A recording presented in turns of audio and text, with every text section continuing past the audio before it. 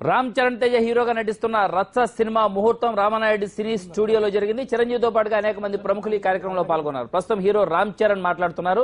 Live లో చూద్దాం. ఆ కథలాగే కాదు అంత పెద్ద ఇచ్చి. సో ఈ మూవీకి ముందు మీరు మీ ఫాదర్ మూవీస్ ని రీమేక్ చేసే ఆలోచన కూడా ఉన్నట్టు బయట చాలా ఆలోచన, అంటే ఘరానా మూవీలు కానీ లేకపోతే కొన్ని ప్రీవియస్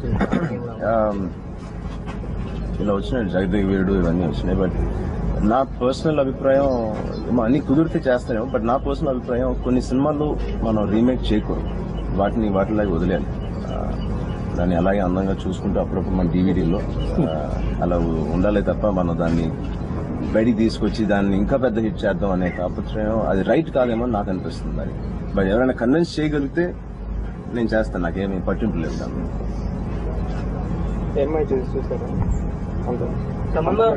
చూసాను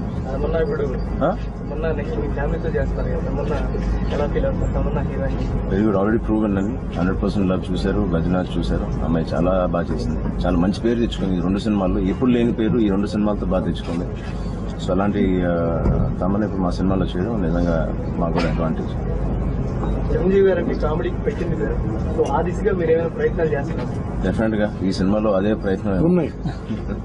కామెడీ పరంగా కూడా తులసి గారు బాగా రాశారు and out and out entertainer. Last 2 days మీ మీద కొన్ని అలిగేషన్స్ వచ్చాయి, అంటే దాసరి గారిని మీద విమర్శించి మీడియాలో వచ్చింది. దాని గురించి మీకు కామెంట్? అది ఏం లేదు బాబు, దాసరి గురించి కామెంట్ అయితే చేయలేదు. మీరు అన్నెసర్లీ రొటీన్ ప్రెస్ మీట్ లో జరిగినటువంటి ఒక చిన్న కార్యక్రమంలో ఫిల్మ్ఫేర్ అవార్డ్స్ కి హీరోయిన్లు రావట్లేదు అన్నప్పుడు రొటీన్ గా ప్రెస్ వాళ్ళు అడిగిన క్వశ్చన్ కి ఆన్సర్ చేశారు. పర్టికులర్ గా దాసనారాయణరావు గారి మీద ఏదో చేయాలని కానీ దాని మీద ఏదో వెళ్ళి వేగ్ గా ఒకరు మాట్లాడారు.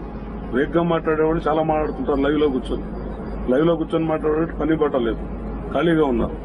వాటికి మేము స్పందించాల్సిన అవసరం మాకు లేదు, మా హీరోకి అసలు లేదు.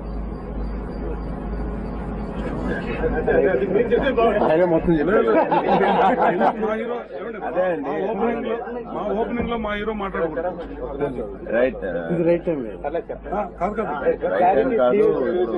కాదు కదా, మా ఓపెనింగ్ లో మా హీరో మాట్లాడటం గారి ఆయన పెద్దవారు, ఆయన గురించి మాట్లాడే ఇది మాకు హక్కు కూడా లేదు.